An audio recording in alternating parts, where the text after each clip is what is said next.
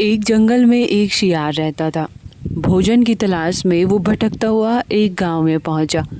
वहां पर उसके पीछे बहुत सारे कुत्ते लग गए। अपनी जान छिपाने के लिए वो एक घर में घुस गया और एक बाल्टी में जाकर छिप गया। बाल्टी रंगों से भरी हुई थी।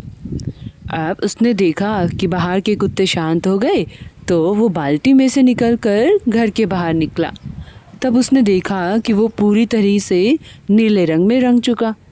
अब वो जंगल में आगे बढ़ने लगा तो जानवर उसको देखकर भागने लगे। भालू, चीता, शेर सब उसको देखकर दूर भागने लगे। अब उसने अपने आप को देखा और सोचा कि मैं तो एक विचित्र प्राणी बन गया और इस जंगल में मेरे जैसा तो कोई भी नहीं है।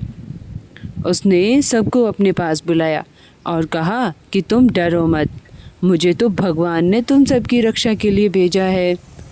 अब सब जानवर उसकी बातों में आ गए, यहाँ तक कि जंगल का राजा शेर भी सियार से डर गया था।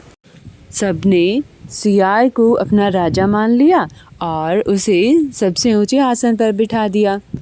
अब सियार अपने मन में बहुत खुश होने लगा कि मैं तो जंगल का राजा बन गया। अब शेर और बाघ उसके लिए रोज भोजन लाते और वो बिना किसी मेहनत के बड़े आराम से रहने लगा। तभी एक दिन अचानक से उसे शियार की आवाज़ आने लगी। और शियार की प्रजाति की खास आदत है कि जब वह अपनी प्रजाति के लोगों की आवाज़ सुनते हैं तो वो भी ज़ोर से चिल्लाने लगते हैं। अब बाकी शियार की आवाज़ को सुनकर वो शियार भी चिल्लाने लगा।